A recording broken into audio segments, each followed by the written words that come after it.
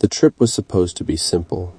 Just a quick escape from the monotony of my call center job in Phoenix, a chance to clear my head after months of back-to-back shifts. My buddy Jake had been talking about this remote campground near Sedona for weeks, promising stunning red rock views and total isolation. I didn't realize how much that isolation would matter. We'd been friends since high school, both stuck in dead-end jobs and dreaming of something more exciting. Jake worked construction and always seemed more adventurous than me. When he suggested the camping trip, I jumped at the chance. My girlfriend Sarah thought I was crazy, but she knew I needed this break from the routine. The drive out was nothing special. Arizona's landscape rolled past us: endless desert, scattered cacti, distant mountains. Jake's beat-up Ford pickup rumbled along Highway 89A, radio playing some classic rock station. We packed light, some camping gear, cooler full of beer, basic provisions. Neither of us were experienced campers, but how hard could it be? Our destination was a remote campground Jake had found online, tucked away in a less-traveled part of Coconino National Forest.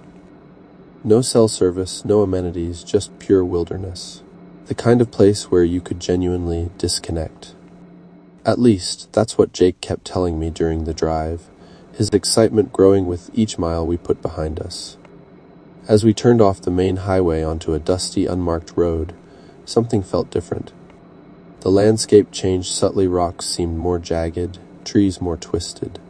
Jake's usual confident chatter started to fade. I remember thinking this wasn't going to be the relaxing weekend we'd planned. If only I'd known how right I was. The campsite was more isolated than I'd imagined. Massive red rock formations surrounded us, creating natural walls that seemed to block out everything except the immediate wilderness. Jake started setting up the tent while I gathered some firewood. The silence was different out here, not just quiet but heavy, like something was watching us. As darkness fell, the temperature dropped quickly. We huddled around the campfire, drinking beer and talking about work, relationships, the usual stuff. Jake told me about a recent job site where they'd found some weird markings on an old foundation. I wasn't really paying attention, more focused on keeping warm and enjoying the break from my daily routine. Something moved in the darkness beyond our campfire. At first, I thought it was just a coyote or maybe a deer. But the movement was different, deliberate, almost calculating. Jake must have seen it too, because he suddenly went quiet, his hand gripping the flashlight so tight his knuckles turned white. We both knew something wasn't right. The sound came next, not an animal sound, not exactly. More like something dragging across rocky ground. Slow, methodical. Jake tried to play it cool, but I could see the tension in his shoulders. We'd both heard enough campfire stories to know that weird sounds in the wilderness were never a good sign. I grabbed another beer, trying to convince myself it was nothing. Just nerves, just the isolation playing tricks on our minds. But deep down, I knew something was watching us. Something that didn't belong in this landscape. Something that was slowly, deliberately moving closer to our little campfire. The night grew darker, and the sounds became more persistent. Jake tried to laugh it off, but his voice was higher than usual, betraying his nervousness.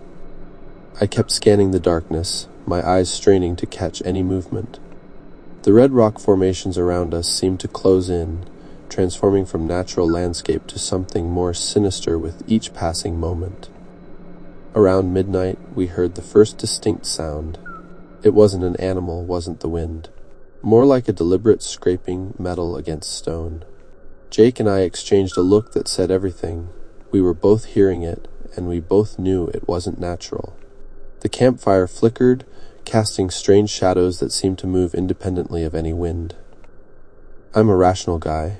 I work at a call center, spend most of my days solving computer problems. I don't believe in supernatural stuff. But something out there was real, and it was getting closer. The scraping sound became more frequent, moving around our campsite in a way that suggested intelligence. Not random animal movement, but calculated, purposeful tracking. Jake suggested we should check it out. I knew it was a bad idea, but something in me couldn't just sit and wait. We grabbed flashlights, a hunting knife Jake always carried, and started walking toward the source of the sound. The rocks seemed to absorb our flashlight beams, creating pockets of absolute darkness that swallowed light. 20 minutes into our search, we found the first sign. A long, deep gouge in the rock surface, fresh enough that small fragments of stone were still scattered around. The marks were too precise to be animal, too deliberate to be natural. Something had been here, something that left a clear message. We were not alone in this wilderness. The temperature dropped even further. My breath started creating small clouds in front of me, despite it being late summer in Arizona. Jake's normally confident stride became hesitant, his eyes constantly scanning the rock formations around us. We both knew something was tracking us, but neither of us wanted to admit it out loud. We discovered more markings as we moved deeper into the rocky terrain. Long, precise scratches that looked almost like deliberate communication.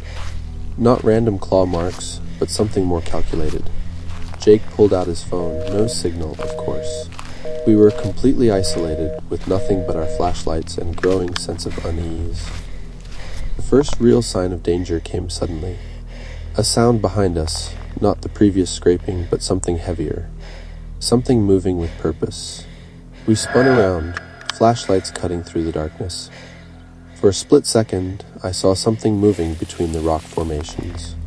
Not an animal, not a person. Something that moved like a shadow, but seemed more solid. Jake grabbed my arm. His hand was shaking. "We need to get back to the campsite," he whispered, but his voice was tight with fear. We started moving faster, no longer trying to be quiet. The sounds behind us increased. Something was definitely following us. Multiple things. The rocks seemed to shift, creating impossible pathways and hiding spots. Our campsite looked different when we returned. The tent was partially collapsed, our gear scattered. Something had been through our things, but not in a random way. Everything was moved with a specific purpose, as if something was searching for something specific. Jake and I looked at each other, realizing we were no longer in control of the situation. The night seemed to stretch impossibly long. Every sound became amplified, the rustle of leaves, the distant cry of what might have been a bird, the subtle movement of rocks shifting in the darkness. Jake tried to repack our gear, his movements quick and nervous. I could see sweat beading on his forehead despite the cold. Something was definitely watching us. I'd been camping before, knew the difference between natural wilderness sounds and something else. This felt calculated, intelligent, like whatever was out there was studying us, learning our movements. Jake kept looking over his shoulder, his hand constantly touching the hunting knife at his belt. We decided to stay awake, keeping the fire burning. Every few minutes, we'd hear that distinctive scraping sound, sometimes close, sometimes far. Always deliberate, always moving. Jake suggested we should leave, but our truck was parked a good mile from our current location. The darkness seemed to swallow everything beyond our small circle of firelight. The first real attack came without warning.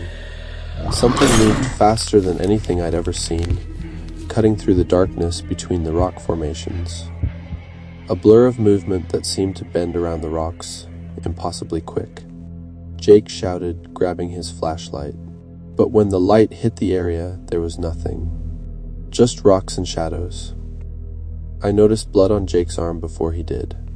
A long, precise cut that looked more like a surgical incision than a natural wound. He hadn't felt it happening. Whatever was out here was smart enough to attack without us even realizing. The cut was clean, precise, almost mathematical in its execution. We were no longer just being watched. We were being hunted. Dawn broke with an unnatural stillness. Our campsite looked like a crime scene, gear scattered, strange markings everywhere. Jake's arm still bleeding from that impossible wound.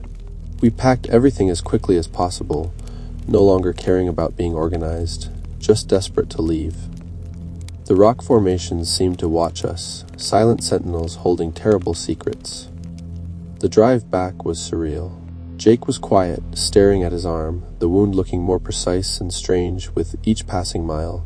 No cell service meant no immediate medical help. I kept checking the rearview mirror, convinced something was following us. Not just following, something that had marked us, chosen us for something we couldn't understand. 2 days later, Jake disappeared. Complete vanishment. His construction job reported him missing. His girlfriend went crazy with worry. When the police investigated, they found nothing. No trace, no explanation. The only evidence was a series of precise scratches found in his apartment, identical to the markings we'd seen in the wilderness. I never went to the police. Who would believe me? A story about something hunting us in the Arizona wilderness. Something that could move between rocks. Something that could cut you without you feeling it. I quit my job, moved to another state. But sometimes late at night, I hear that same scraping sound. Always precise, always deliberate. Some places are not meant to be explored. Some wilderness holds secrets that should remain hidden. And sometimes, when you think you're just going on a simple weekend camping trip, you become part of something much larger and much darker than you could ever imagine.